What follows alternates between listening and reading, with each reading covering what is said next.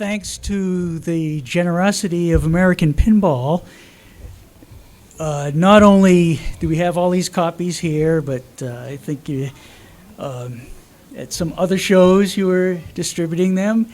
And Yes. everyone who was or is a subscriber to Pin Game Journal got this. Even if their subscription had officially lapsed, they were still given a copy. So this is the big long-form story of Legends of Valhalla with a nice big Pintastic ad right there on the inside front cover Did that ever cost me a lot of money? as a reward for me Yes, adding countless in. hours of editing and proofreading some of Jim's writings. Yeah. So at the autograph session, there's some white space right here on page 3 where you can have this guy sign next to his Yeah, I love the picture. white space. It's right where somebody can put on a check so that I can write my name to somebody's check. You know, that'd Yeah. be the best way of doing it. Well, thanks, David Fix, for coming to the show. And, Well, thank you, Dave Marston, for having me come to Pintastic. This and is thanks great. for not wearing the cowboy hat. Yeah. This is the new look. No. This is the...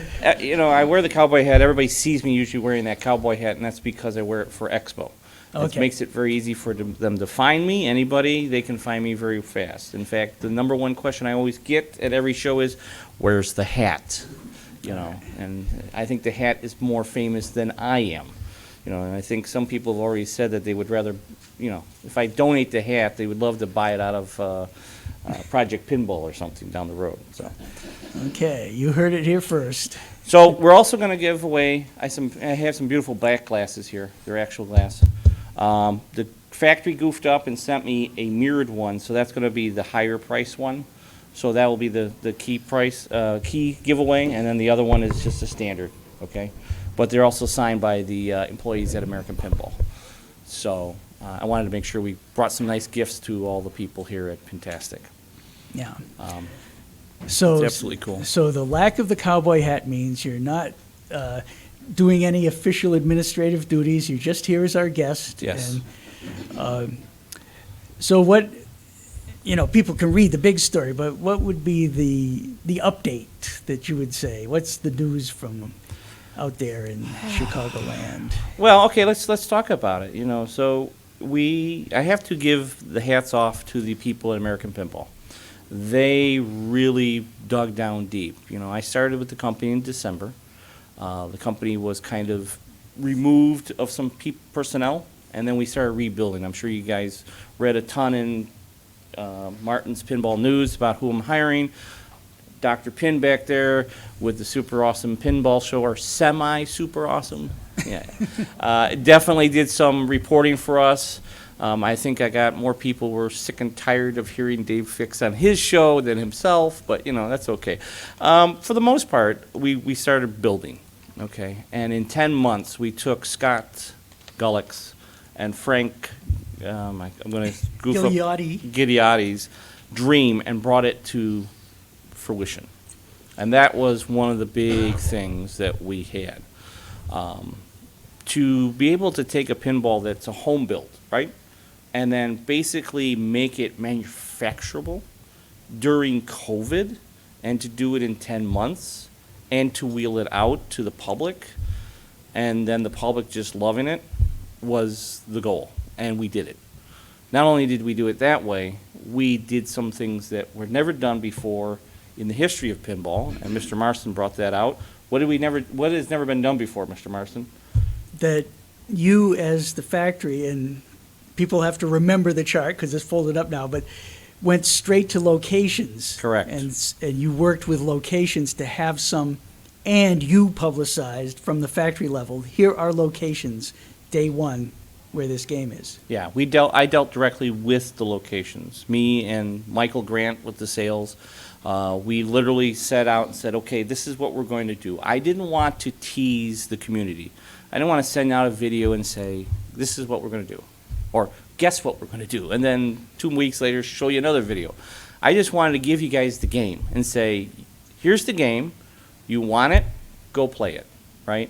So we put it in locations. We put it in Jack Bar in New York. We put it down at Bang Back Bar in South Carolina. We put it out at Entertainium in Chicago. We put it out on the West Coast at on Tilt. We put it at Pocketeer in Buffalo, New York. We put it at Pinball Gallery right there in Pennsylvania, Bill Davis. We went out and we had a bunch of more, and they're still going out to these locations. The whole idea was I wanted to have 20 or 30 to go out around the world. But shipping is just absolutely horrendous. If I wanted to ship anything to the West Coast, forget it. It takes an extra week just to get it to the West Coast. Going to the East Coast, I can get it to it in a day. Why? It's just because everything's coming from the West Coast to the East Coast through the ports, and just it's really tough to go back. It's like swimming upstream. So the other thing, when we sat down in December of last year, we didn't know where we were going to be with COVID. We didn't know if there was going to be a Pintastic. We didn't even know there was going to be an Expo. I mean, I was sitting there with Rob Burke in January going, is there going to be an Expo? I don't know. You know, we had weekly calls with the hotel, the locations. It was just that. So a brainchild of mine was, let's bring out the Pin Game Journal. I wanted to bring out something on the day of release, went to everybody's news boxes, and literally they could open up and read the entire seminar and story of how the game was made. And the best thing is, I know my competitor got his on Saturday morning, the day of release, and I'm sure he spit his coffee all over the kitchen table when he read it.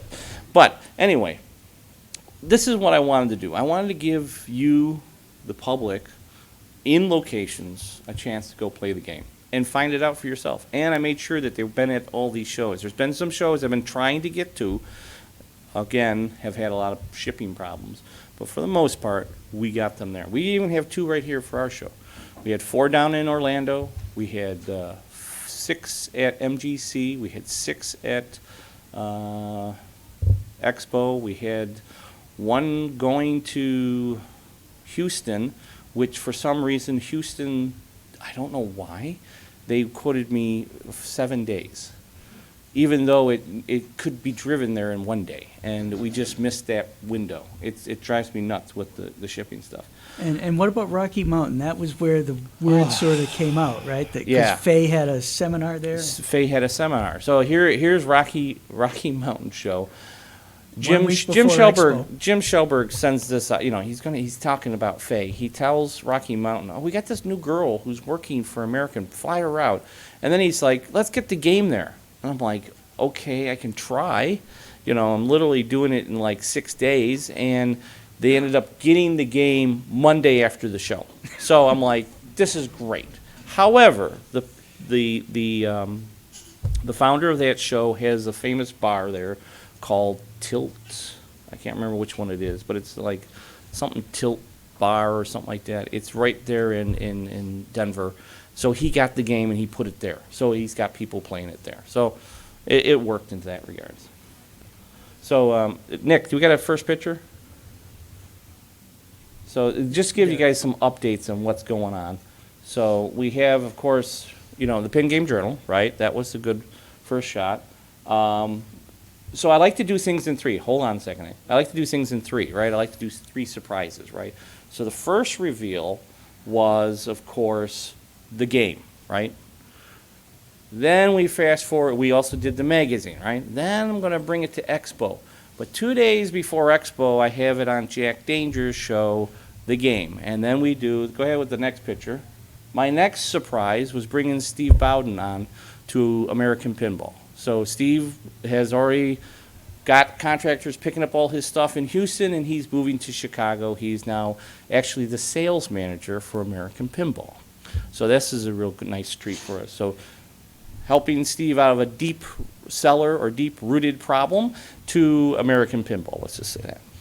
I am happy to say, I don't have his photo, but joining American Pinball in sales is Max Senek, who is also a very high-ranked player. And he will be joining, he's already started joining the team on Monday. So Max and Steve here are going to start working on the sales with a lot of the other people in the company. As some of you know, Michael left. He wanted to go to greener pastures. He got a good job, good offer. Sorry, Michael, go for it. Follow your dream. You know, I'm not going to be mad about it. Go for it. So We're happy for Michael. What's the next picture we got there? Oh, okay. This is Expo. This was a highlight for me. Anybody know who the person is in the middle? Besides the old-time people like Yeah, Dave Marston I'm not allowed to answer this or question. Martin Abe. Does anybody know who the person in the middle in the Hawaiian shirt is? Wow. That's Michael Gottlieb. That's Elvin and David Gottlieb's son. Well, David Elvin's son, David Gottlieb's grandson. Yeah. And that's Michael. And Michael lives in, can we blow that up a little bit more? I can see why nobody could figure it out. I look good in there because it's, okay, never mind. But anyway, that's Michael. And next to him is Jack Hager. That's my art director. So Jack's a great guy. He came to Expo. He came up to me and found me. He says, I played Legends of Valhalla, and he said to me, he says, this would have been a theme that Gottlieb would have went after. You know, that whole genre during Volcano, and that he loved to play. He said it was really fast. I had a lot of positive feedback at Expo. I wanted to make it sure it was there. A lot of people from the industry, some other people who are at other companies came up and gave me high fives and said, "It's finally you've designed a good pinball at American." I said, "Okay." They loved it because, and one of the highlight for me is a friend of mine who says, "I love adversary pinball." You know, I'm like, "Okay, give me your money." Okay, so you can gather who liked the game, all right? So I was happy that he was really, excited about the game.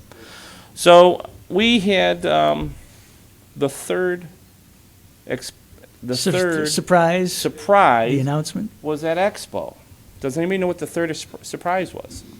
And I'll kind of go over it real quick. The bottom of the magazine talks about it, right? It says the American Dream. So at that point in time, during the seminar, I called all the homebrewers to stand up. Is there any homebrew guys in the audience right now? Anybody thought of doing any homebrew? We had them all yesterday. We had them all yesterday. They all know about it. They're probably diligently working. American Pinball announced the American Dream Challenge, which was 1 year. We're giving the homebrew guys to come up with a fresh concept, bring it to Expo. It will be voted upon all the personnel there, all the people that are in attendance, and the American Pinball team. If we like it and we want to do it, we may take your dream and make it a reality and produce that game. And trust me, all those homebrewers just were like, we got a lot of work to do. Basically, my team, our normal team of designers, takes 1 year to design a game, right? So giving the homebrew guys a challenge. Now, I'm not saying it has to be perfect. It doesn't have to be like Scott's game. It doesn't have to have all the art there. It could be pretty much knocked together, some good shots, some good layouts, some good themes, some good rules, pretty basic. The response has been overwhelming. Germany, France, Italy, there's a bunch of people who around the world who are all buying from. Some people from Canada have also reached out to me, a bunch of the American ones. I said, you're all eligible. You're talking about giving that shot that these guys can have their game, like Scott's game, being produced by a major manufacturer. I think that's pretty cool. I do. Yeah, I'll have more questions later. But okay. You have more slides? Oh, yeah. What's the next slide we have? All right, that's me. I don't know why I have such a grumpy face on my face, but that's actually a prototype of it in the lab. I'm glad I didn't show the other picture that was sitting next to it, or you saw the next couple games that we're working on. Go ahead, next picture. Get that puss off me. All right, there's the cabinets. All right, we have cabinets. This was September. Give you an idea. So this has been in the works. That's September. Go ahead. Next slide. The team. All right, so in this you'll see Dennis Nordman, of course, Josh, and there's Jack, and there's Jonathan, and there's also Paul, who's Dennis's buddy, and I took the team out. Every time I go to Chicago, I end up taking the team out for dinner. I take them over to Entertainium. We go and play some pinball. We go see what the new thing is. We do that whole team building thing, okay? We just kind of pal around and we talk about different things. So to clarify one piece there, you're still based in Buffalo. I'm still in Buffalo, yeah. So once a week, or 1 week out of the month, I fly over to Chicago. I love it because it's a 1 hour flight, nonstop. I leave at 7 in the morning. I end up being in Chicago at 7 in the morning. So the best thing is that the first time I did this, I had scheduled an 8 o'clock meeting. Showed up at 7, and I walked in the door at 5 minutes to 8 and said, "Why isn't everybody in the conference room?" And they were all like, "You're here?" Yeah, I didn't tell anybody, not the owners, not anybody. They were just like floored. We had a meeting. It was a great meeting. We took care of a lot of business. We've been taking care of a lot of business. Thanks to Zoom and go-to meetings and all this other stuff, we have open lines of communication constantly. I hired Dennis, Jack, Zofia. That was the first time I met him was in June. And that same week, I think it was that week, Dr. Pin over there showed up, and he got to play Legends of Valhalla then. He signed the NDAs, so he knew about this a little while ago. So if you guys are like, how did he get to play this? Well, he's a podcaster, and he's a friend, so we made sure. And then it was a great day. It was funny. It was funny. We started talking about stuff, and all of a sudden the NDAs come out, and their kids are there like, uh-oh, here comes the legal stuff, Mom and Dad. They knew exactly what it was coming. It was just kind of funny. And yeah, first NDA. And then I told them, I says, now listen, kids, if a guy calls you up and says, I'm Uncle Canada, don't share any information, okay? So, but besides that, we've had some fun. What's the next picture we got there? Nick? Oh, this is Expo. There's the 4 of, and there's probably 6. That's Steve Rosario. He's from the New Jersey area up here. He has transplanted himself back to Chicago. He's my production manager. So he's overseeing the production at American Pinball. Who else do we got? Do we got any more pictures? Oh, just more games at Expo. Oh, there they are, Houdinis and Legends. So that's been good. Oh, and here's the thing that I think just I was thrown by it. We won the best new modern game at Midwest Gaming Classic. It was voted on by the panel of Midwest Gaming Classic. I didn't even know it was a thing. We beat out Godzilla and we beat out Halloween.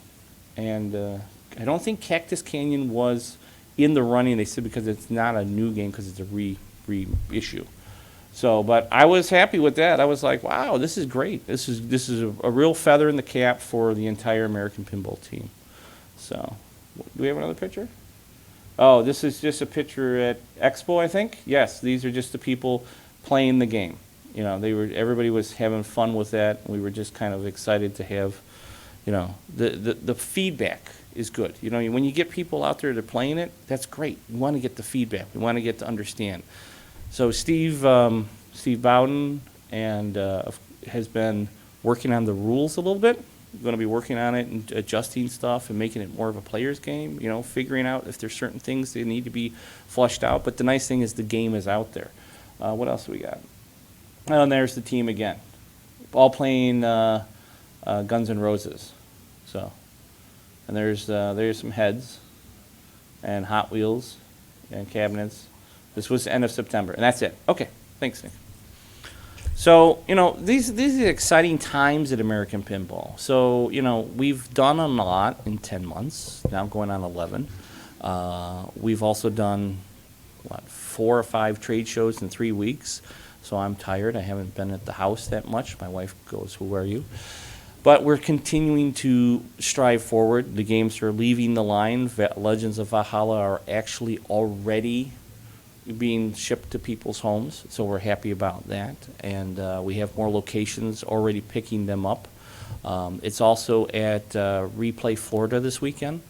So there's a Legends down there. There's 2 here. So I'm tell you what, I'm going to have going to give away one of these glasses right now. So let's ask a quick, let's see, I kind of come up with a good trivia question. All right, sorry, Dr. Pin, you can't answer this one. What was the code name for Legends of Valhalla? You're right, it is Rampage. Now, I'll do a follow-up, and somebody can get the mirrored glass if they can get this one. Why did I call it Rampage? And it's not because I loved Midway's game. Now, if Dr. Scott, if you remember this, or Dr. Pin, if you remember this, I'll let you answer it.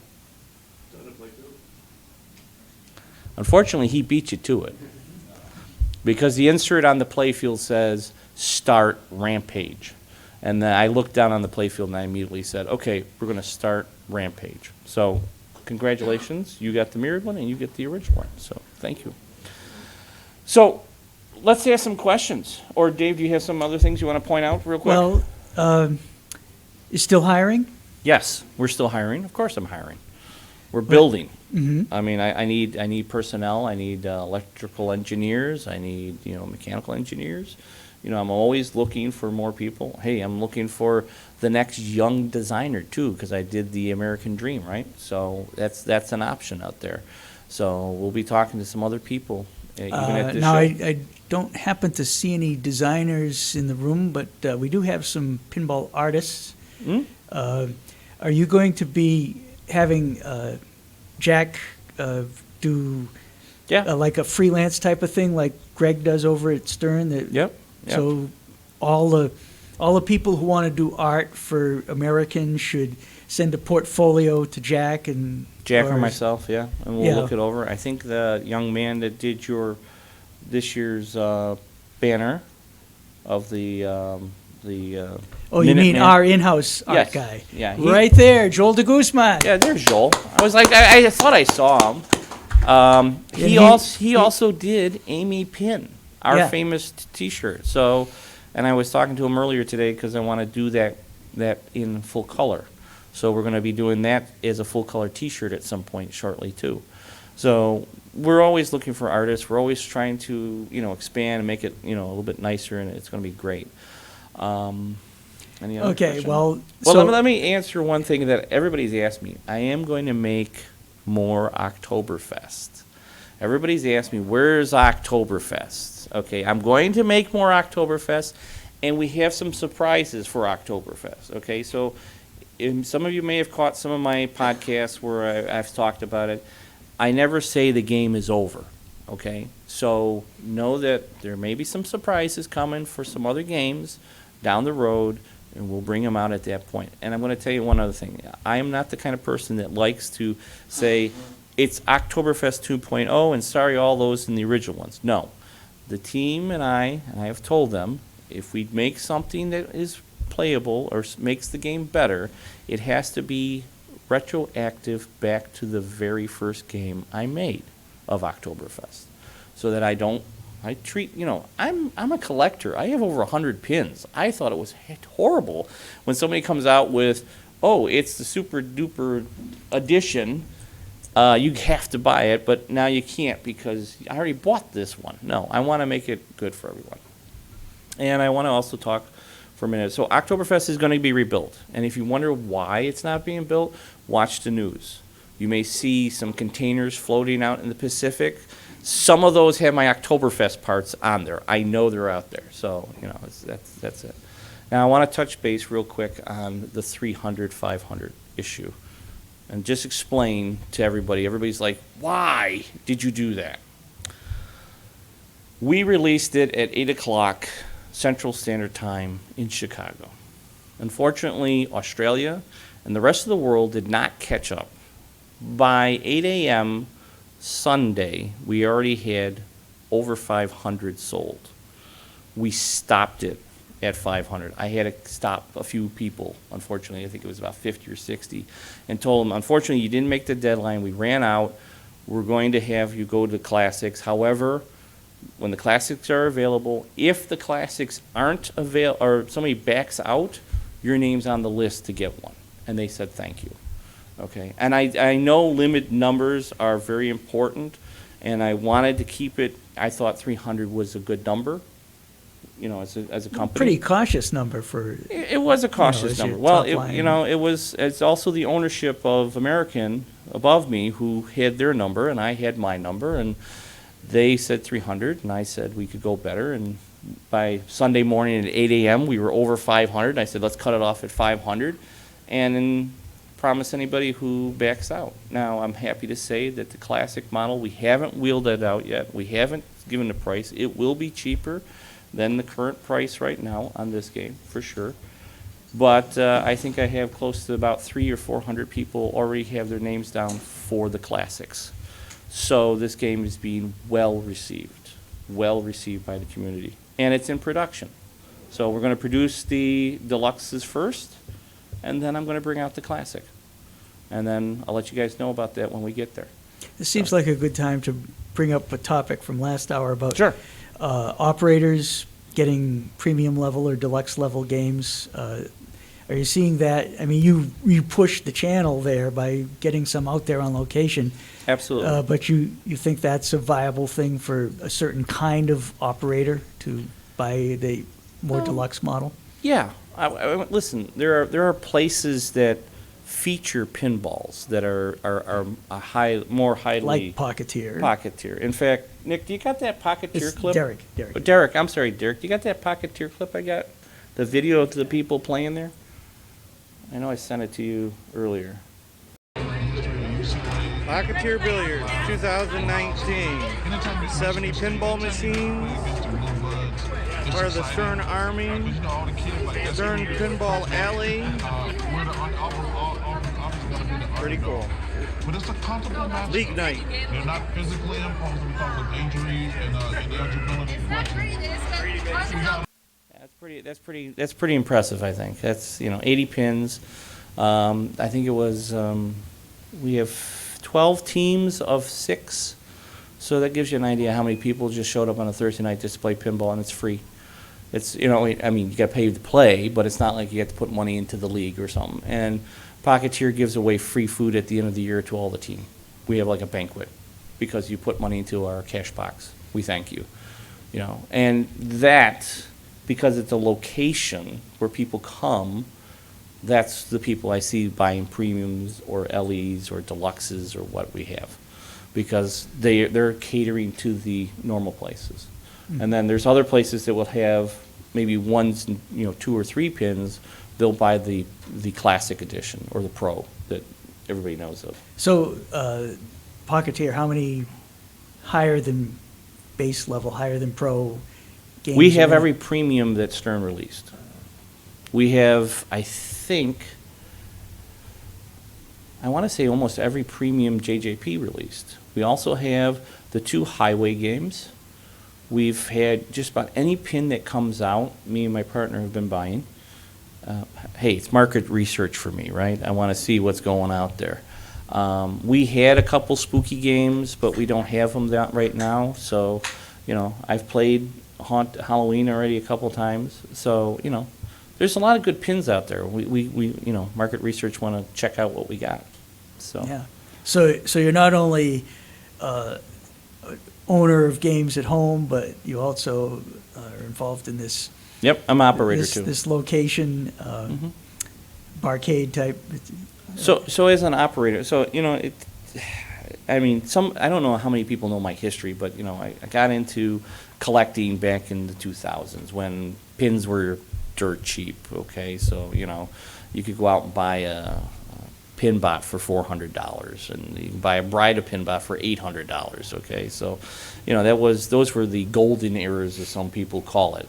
I remember when people bought containers, and they would buy containers of games coming from Germany or something, where they were getting Medieval Madnesses at $600 a piece or $800 a piece. It's just ridiculous because that's what were coming in.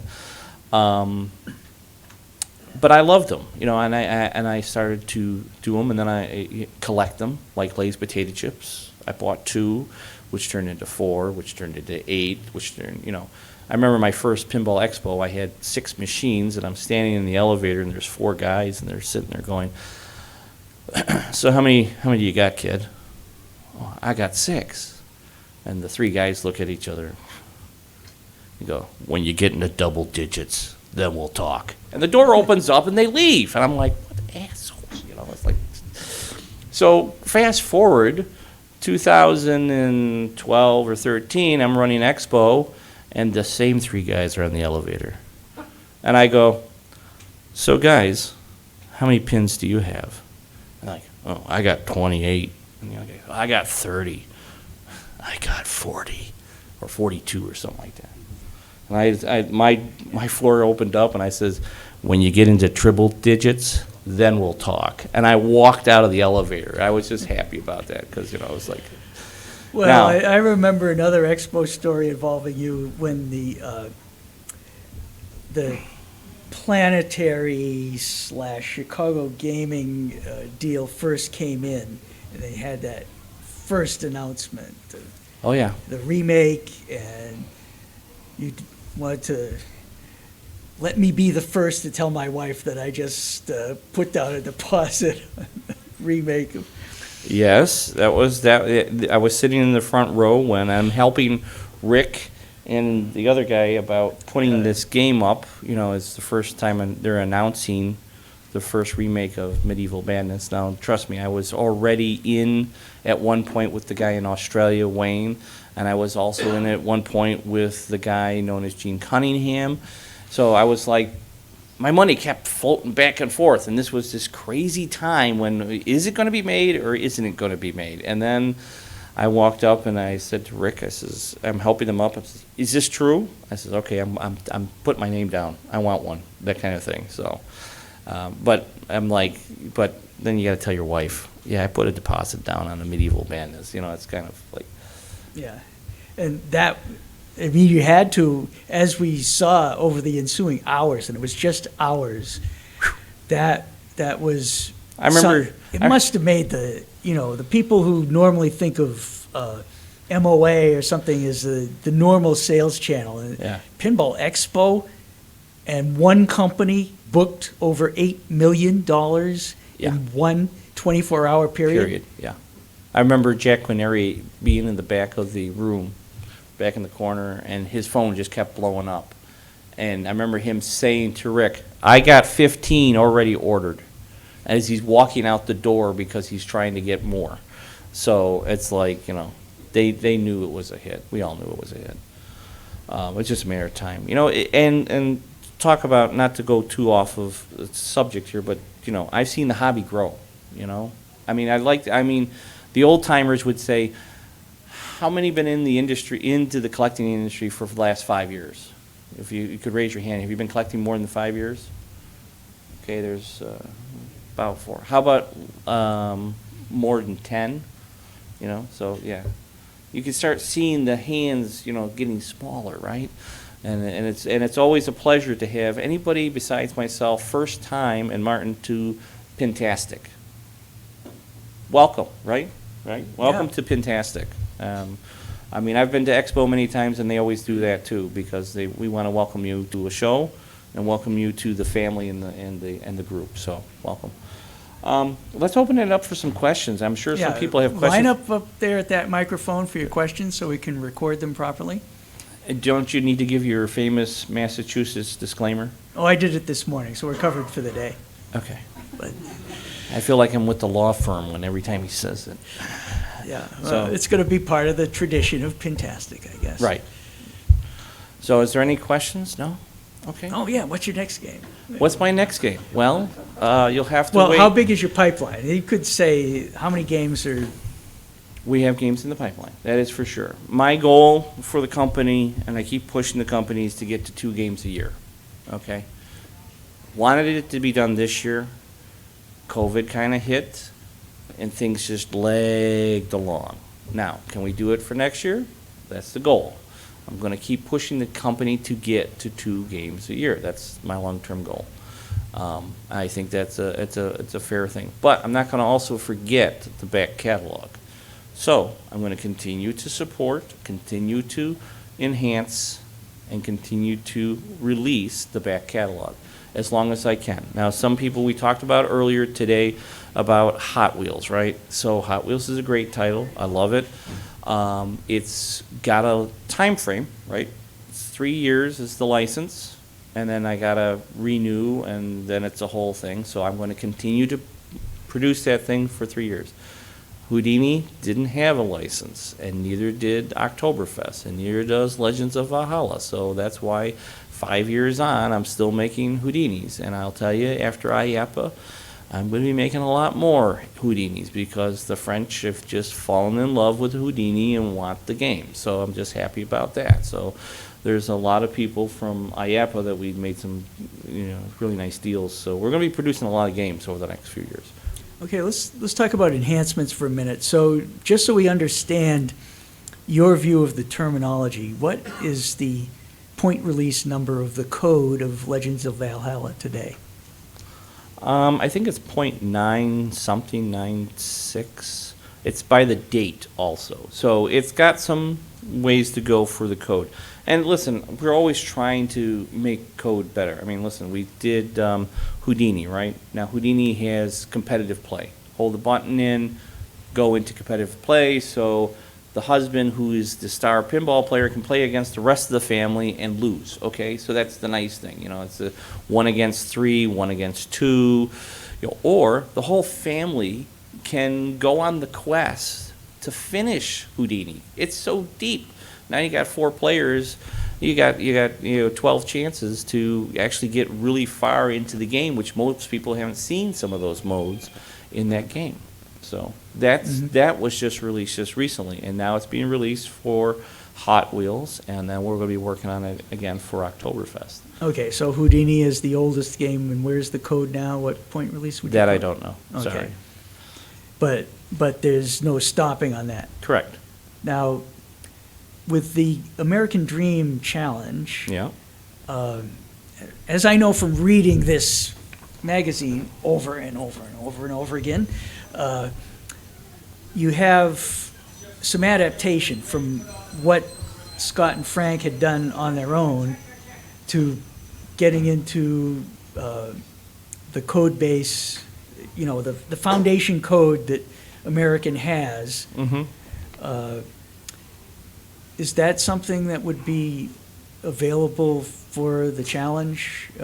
Or, in other words, if you want the game to be nearly ready to produce, it sounds like it would be in your interest to have some level of, here's the names of these important calls that you're going to make, or some system level stuff like that. So let me reach out to you in this regard. Let me just say this, that Josh Kugler has already offered anybody who's a home brewer to have him be contacted, and he will come up with some, help them along with some options on code and give them some guidance, as it were.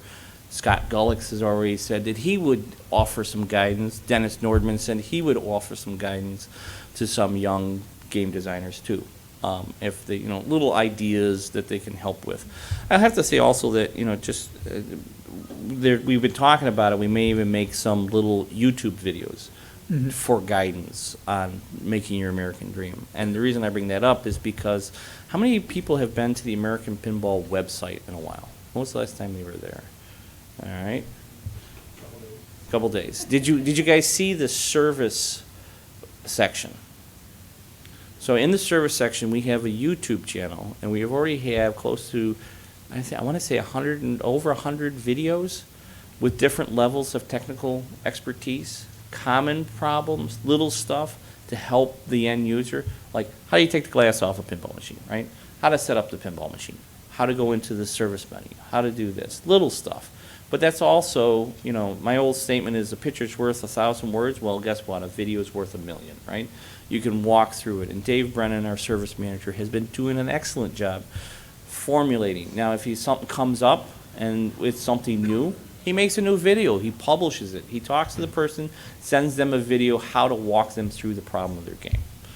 So we definitely stress customer service, and we have, want to make sure that we're part of that. In fact, I tell all the guys to not troll, but to monitor Pinside, and if there's a problem, help the people with American Pinball games. I want to know about it. Just like if there's a problem with my playfields, I want to know about it. We make sure we make a really good product, and I stand behind it. I see we have a question. Okay. Thank you. And I'll echo what you just said. I mean, it's absolutely true. We bought a Hot Wheels in February, and their service department has been excellent with any questions. And I've been on the pin site and seen Joe Balzer actually answer questions from people about the game. So my question is, so if I'm right, Valhalla is the first game that you've offered that has the two different levels, the deluxe and the regular. Is that the plan going forward to have different levels, or is it going to depend on the title? No, it's a good question. No, we will have two levels. We will always have a classic. Classic will always be unlimited, okay? So I will always have that classic for the street operator, you know, the people that want to put this game out there. And let me explain something about what the difference is between classic and deluxe limited is, okay, or just deluxe. Classic, I don't like, and this is my personality, and you guys can tell me if I'm wrong. As a collector, do you guys like that you have a classic or a pro and another one, and they took out all the toys? No, right?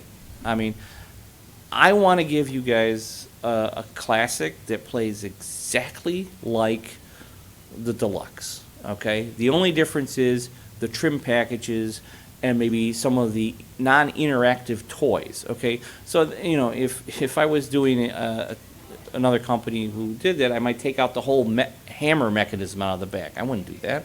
I want that in there, you know? So the classics and the deluxe will play exactly the same, just the trim packages will be different. That's it. I mean, you have non-mirrored, and you have a mirrored back glass. That's expensive, okay?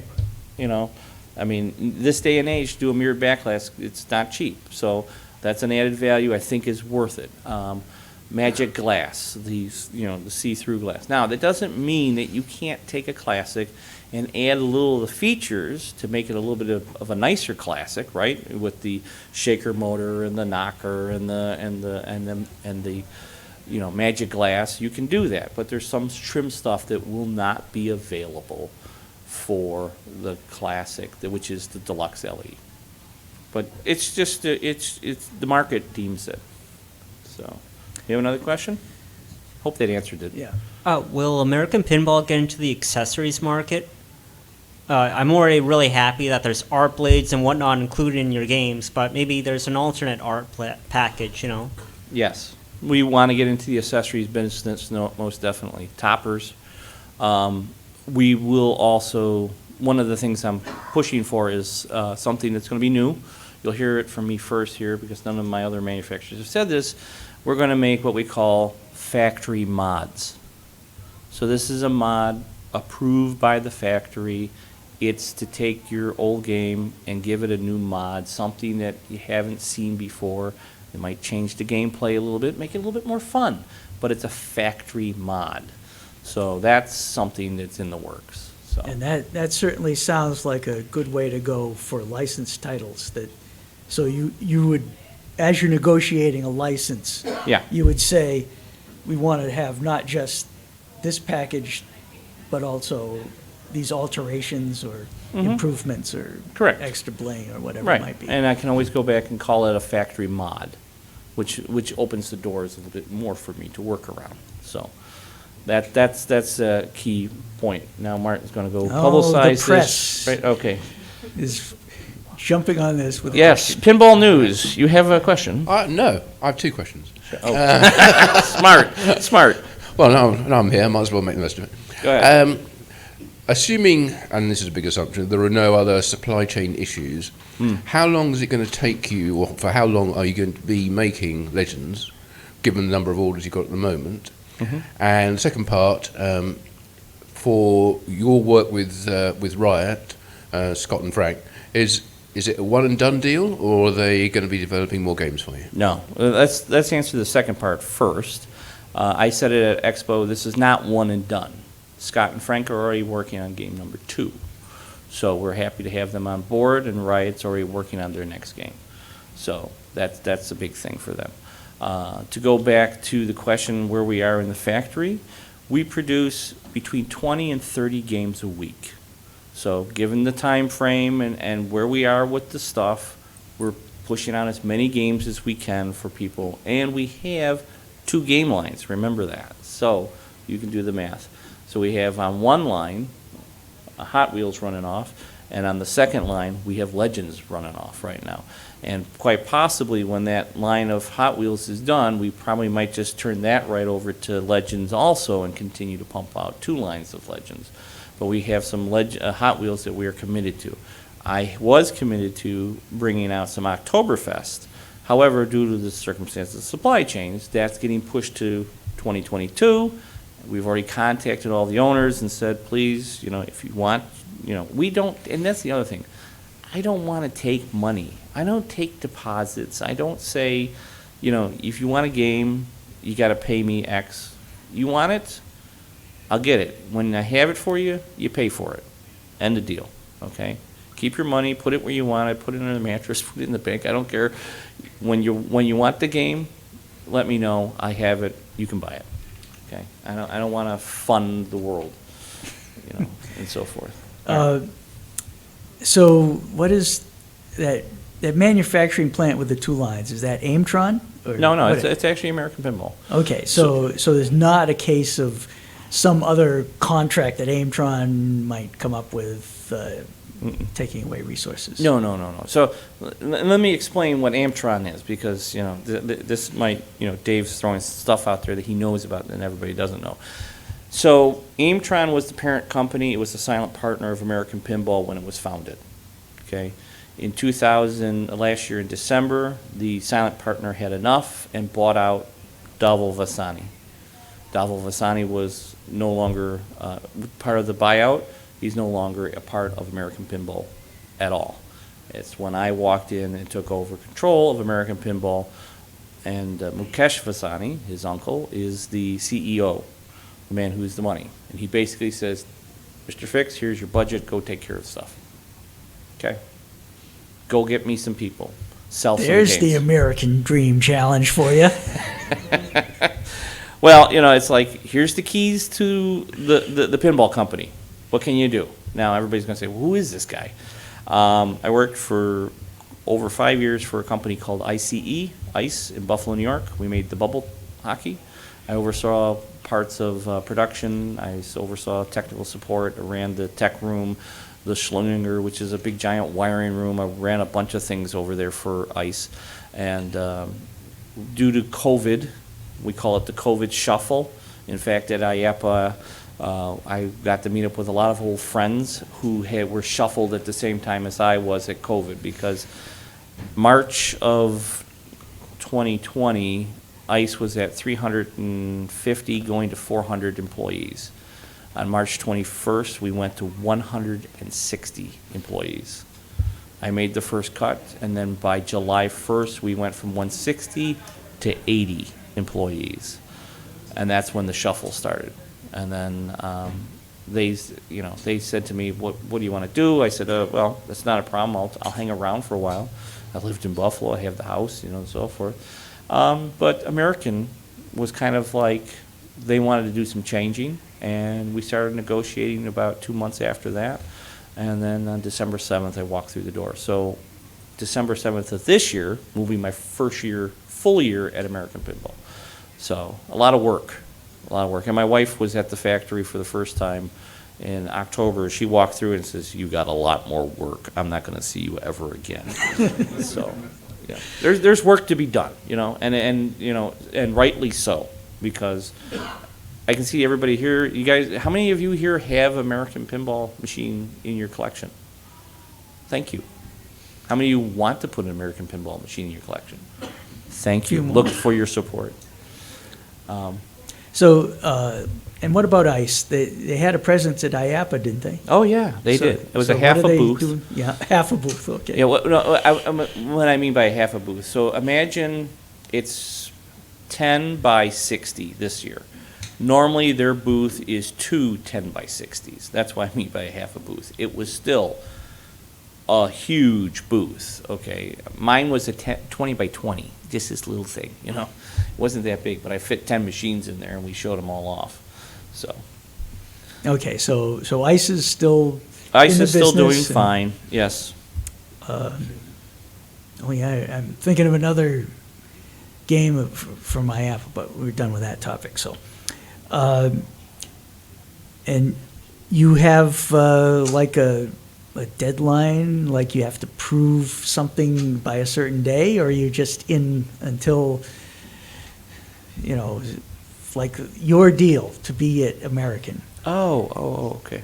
No, they want me there. It's not like I have to prove anything. In fact, within the first 2 months that I was there, they gave me a raise. So I said, okay. Okay. I said, okay. No, and it wasn't a pinball machine, so don't think, you know, honey, I didn't get a pinball machine as a raise. She listens to these things, you know, and that's what I got to be careful. You know, when I tell her I got 100 or I got this much, she goes, so let's do a count, an inventory count. I want to know where these are, what's going on, and so forth. Just to give you a little history, going back just a long time ago, I was probably the one guy who started what we call the babysitting club, the pinball babysitting club. I would buy machines and send them to friends' house for babysitting and they would play them and they would write down all the things that are wrong with them. So I had 10 machines at his house, 2 machines at his, 3, 4, 5, you know, and people would be like, can we switch them out? Yeah, you can switch them over here or there. Because I didn't have enough room in my own house. And it was just So crazy. you're rotating like an operator among all these free placements that Yes, are yes, bringing you yes. any revenue. Yeah, but it was the pinball babysitting club, and some good friends up in Buffalo. Still to this day, I think there's one that still has about. He's got my Sea Witch. He's got a couple of my machines. I gotta find out what he's doing with those. Yeah, time to take inventory, I guess. Well, Yeah, actually, here at Pintastic, we have established relationships with a lot of upstate New York, including Albany people and Saratoga and Syracuse Rochester. and Rochester, and Buffalo is like the next frontier. yeah. So we're hoping that they will see this as Oh yeah. part of, you know, Buffalo people and all Western New York. Let's see you at Pintastic next year. That's Yeah. all I say. I'll And- be here. and to balance that off, Go ahead. what is the street address of Pocketeer? 2444 Clinton, Buffalo, New York. Okay. Clinton So you Street. can punch that in your GPS, and if you're ever heading out that way, Yeah. you know a place So- with lots so- of pinball. So here's the nice thing, okay? Think about this. You have Pocketeer, which you saw in the video, okay? You have the Niagara Wine Trail, which is all up by Niagara Falls. We're literally 15, 20 minutes from Niagara Falls. If you want to come up in the summertime and do part of the wine trail or do something like that, that's great. You can go to do the pinball at Clinton. We have other locations in Western New York. There's a couple other bars. There's a bar, it's called Riverworks. It's down in the city of Buffalo. It's run by Labatt Brewery. We have 15 pinball machines in there, so that's a nice little chunk of change there. And there's also the Strong Museum of Play in Rochester, which they have, I think, about 30 or 40 pins in there. And that's a cool little place to go. And they've Yeah, been we doing had lot a of stuff. presentation from one of their people a few years ago. Yeah. So that's in Rochester. That's only about an hour away. So definitely a little place. You can come for food, and I won't sell any New England Patriots fans in the audience. Okay. One, two. Just one? Okay. 2? Okay. Well, no, I'm just wondering how the Bills Patriots game is in about 2 weeks or something. That's going to be fun. I mean, I always love to see that. So it will be good.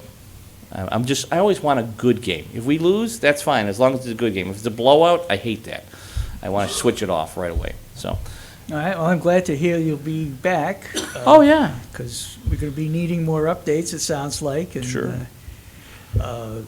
Maybe we'll try to get a closer contact with those developers who'll be working on their game to be in the challenge. So let me just talk about this real quick.